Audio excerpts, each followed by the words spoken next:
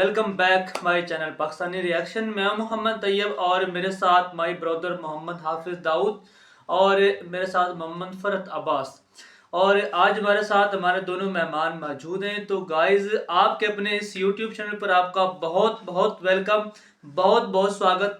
तो आज की वीडियो जो है ना बड़ी इंटरेस्टिंग वीडियो है और इस वीडियो को इंटरेस्टिंग इस वजह से कहा गया है कि जो पाकिस्तानी पब्लिक है आज हम उसका रिएक्शन देखने वाले हैं और देखने वाले हैं कि वो क्या सोच रहे हैं, क्या कह रहे हैं और क्यों एंग्री हैं और उनसे क्या क्वेश्चन किया है। तो वो बड़े जो है ना इस वक्त दुख का इजहार भी कर रहे हैं और इस कुछ जो है ना पीएम मोदी पे भी बात हो रही है।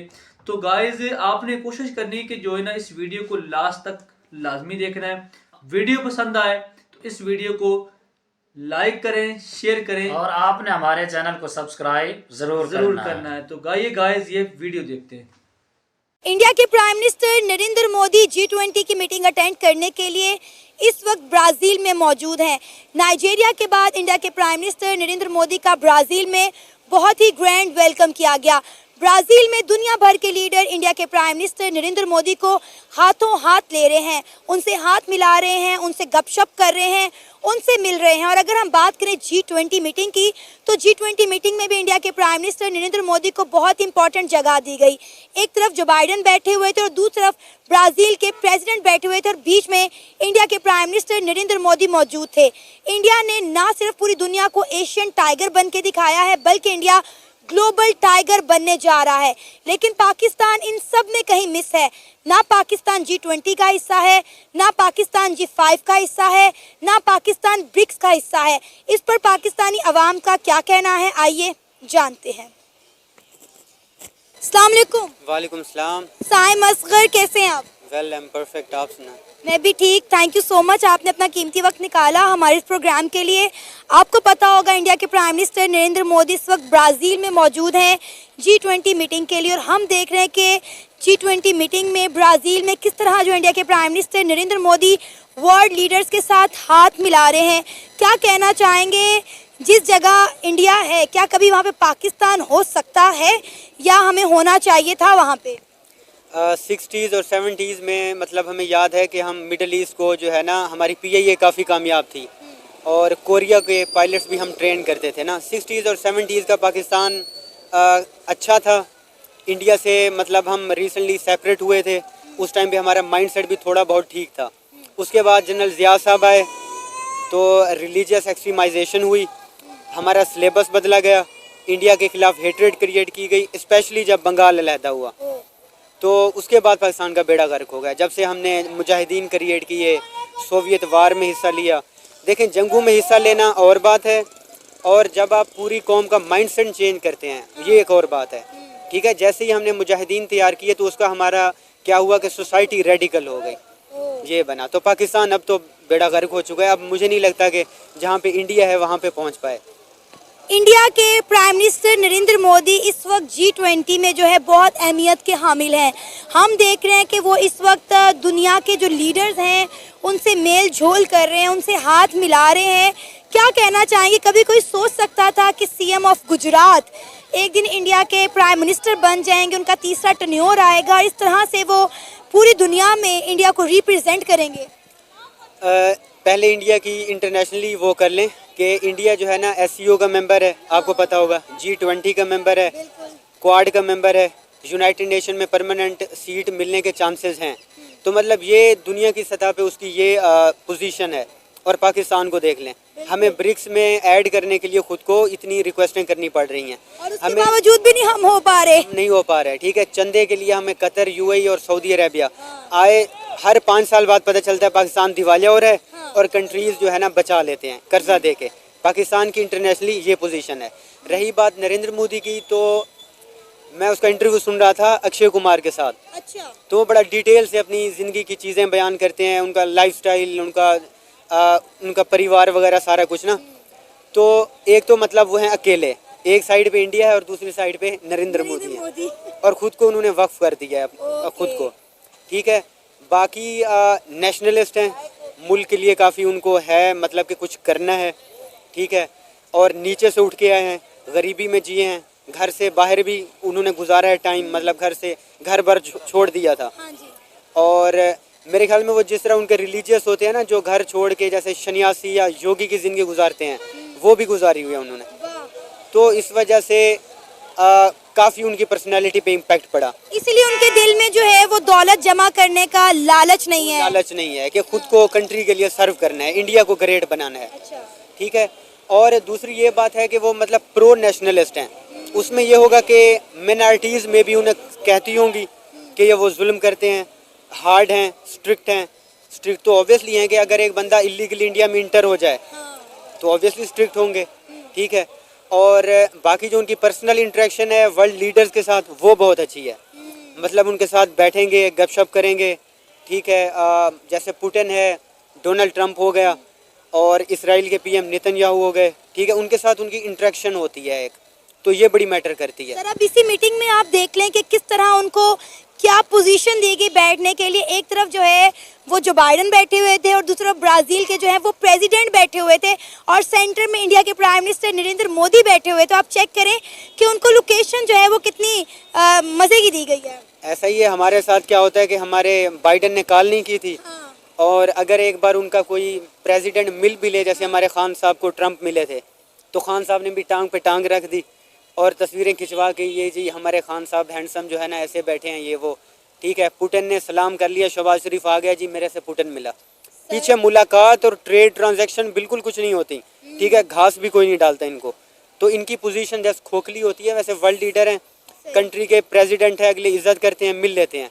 बाकी पाकिस्तान की कोई पोजीशन नहीं है इंटरनेशनल। पिछले दिनों जब पाकिस्तान के प्राइम मिनिस्टर शहबाज शरीफ साहब अमेरिका गए हैं, यूएसए गए हैं, तो आप चेक करें वहाँ पे उनसे किसी भी बड़े लीडर ने मिलने से इनकार कर दिया। इंडिया के प्राइम मिनिस्टर नरेंद्र मोदी जाते हैं तो वो वहाँ जाके प्रेसिडेंट हाउस जाते हैं, वहाँ पे शाही दावतें उड़ाई जाती हैं। अभी रिसेंटली आप देखें सऊदी अरेबिया के अंदर एक मीटिंग थी, एक समिट था, और वहाँ पे पाकिस्तान के प्राइम मिनिस्टर को वो एंड में तस्वीर के खड़ा कर दिया गया। हाँ, ऐसा ही होता है। मतलब इंडिया से हमारा कंपैरिजन नहीं है। इंडिया 4th लार्जेस्ट इकानमी बन चुका है, 2035 तक 3rd होगा। यूएस, चाइना और फिर इंडिया, आप देख लें। और वो अपनी एक तो है ना, पाकिस्तान को चाहिए पॉपुलेशन पे कंट्रोल करे, गरीब मुल्क है।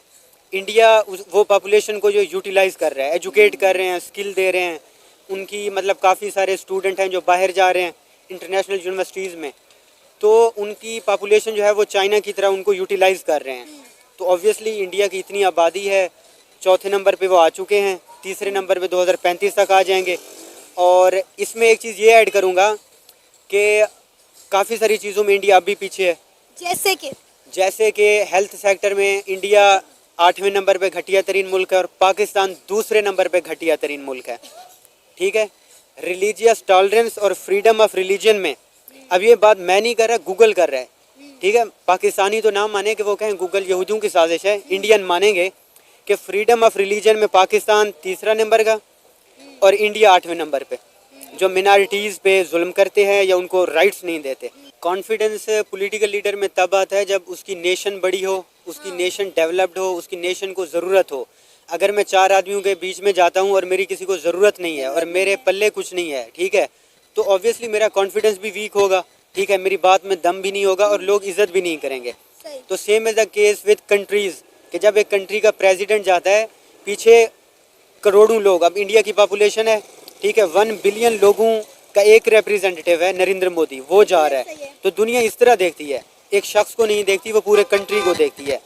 फिर उनकी परचेजिंग पावर, फिर उनके मफादात क्या जुड़े हुए हैं, फिर उनका दुनिया में रोल क्या है। कि जैसे इंडिया काफ़ी सॉफ्ट पावर बन गई है। ठीक है। मतलब अलायंसेस में 2000 के बाद हमने देखा है कि मतलब इंडिया अपना इन्फ्लुएंस एक्सर्ट कर रहा है।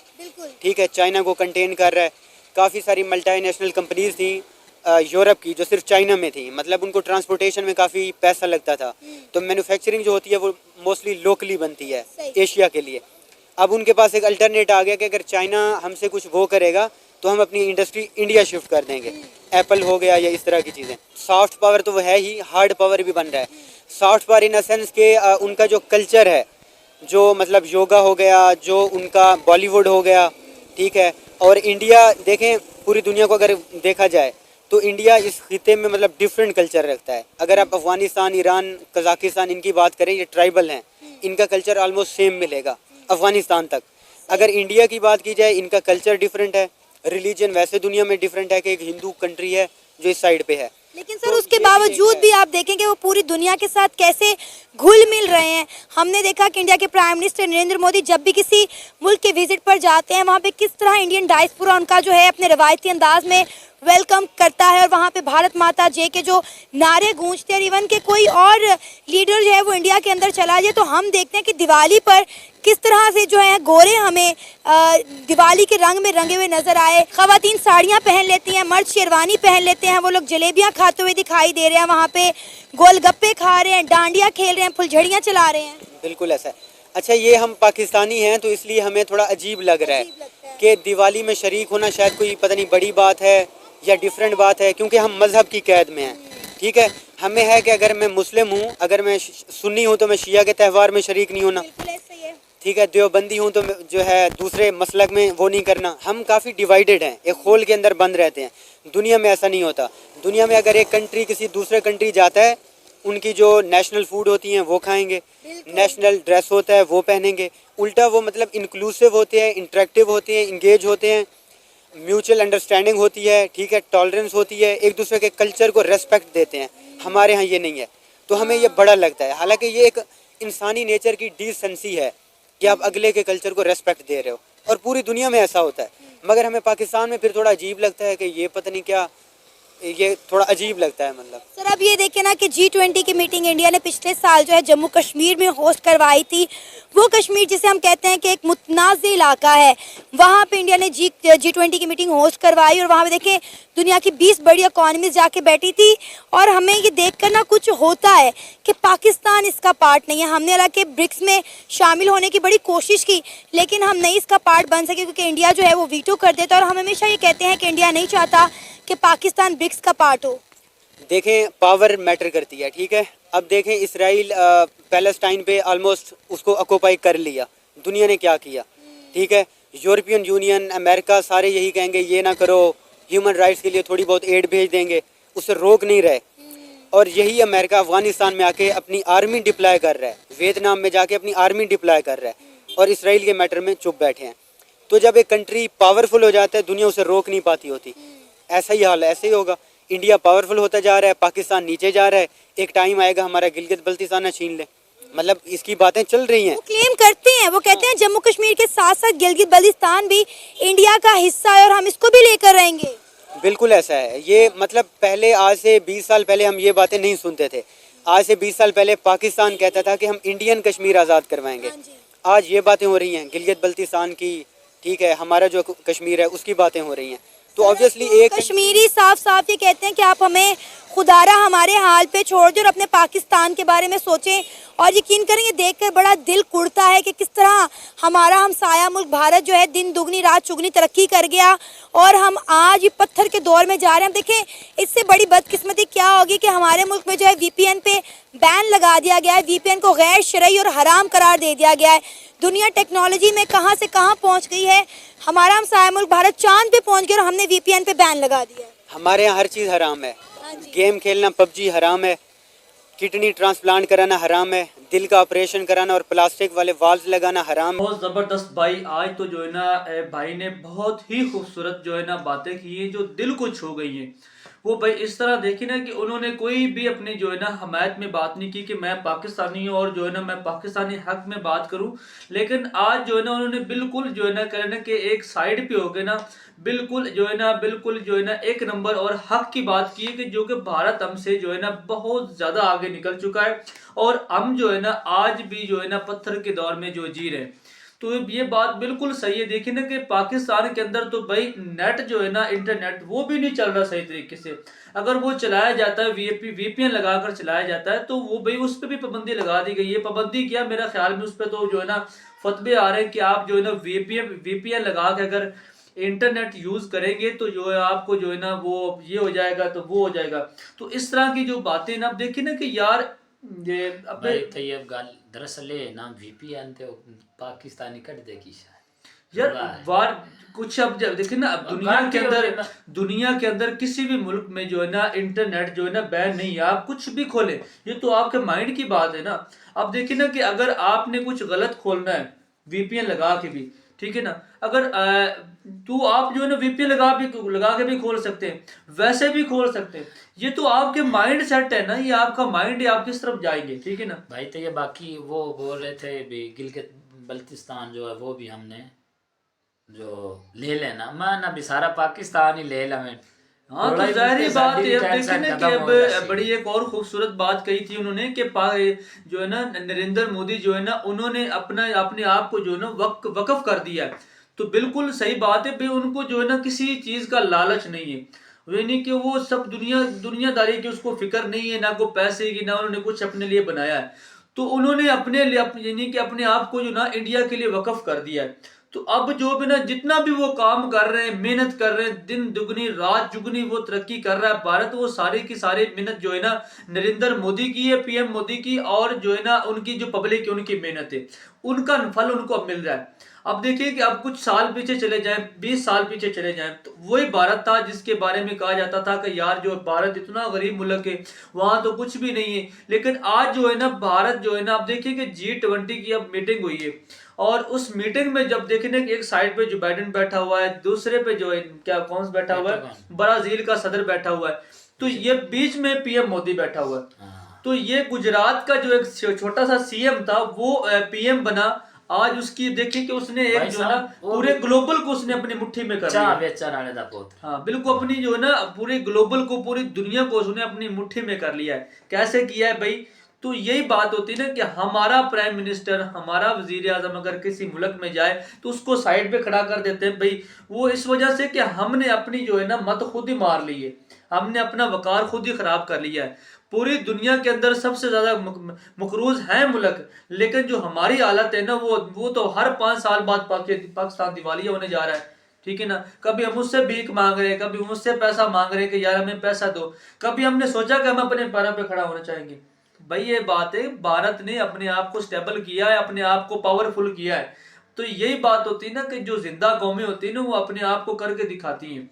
तो हमने अपने जो हमारी पब्लिक है, हमारे जो लोग हैं हमारे, उनको माइंड सेट ही ऐसा कर दिया है कि भाई दिन मांगना है, रात मांगना है, हर पल मांगना है हर टाइम मांगना है। तो ये बात होती है कि अपने पैरों पे खड़े होना सीखें, जो है ना फिर ही आप एक जिंदा कौम बन सकेंगे। तो ये नहीं, अब देखें ना कि भारत ने अब इतने जो प्रोजेक्ट, अभी एक और पीछे इवेंट हुआ था, ये अभी बात हो रही थी, मेरा शायद जेहन में निकल गया है, तो उसके अंदर जो पाकिस्तान मिन्नतें कर रहा था यार मुझे ऐड करो इसमें, मुझे ऐड करो। अब G20 की जो मीटिंग हुई है उसमें इतने बड़े बड़े मुल्क, इतने बड़े बड़े वजीर आजम आए, तो ये कितनी जो है ना फख्र की बात है कि PM मोदी को उसने जो है ना इतनी इज्जत और इतनी जो है ना शान दी है। तो ये होती है भाई वो एक जो है ना इंडिया का जो सर है वो अपने सर पे सजा के वो चल रहे हैं, और इंडिया को उन्होंने भाई अपने आप को उठाया हुआ है। तो ये सारी की सारी मेहनत जो है ना भाई एक PM मोदी साहब की, और जितनी भी पब्लिक है, जितनी भी जनता इंडिया, सारी इंडिया की जनता की मेहनत का नतीजा है। तो बाकी भाई बड़ा अच्छा लगा हमें इस भाई की जो बातें सुनी।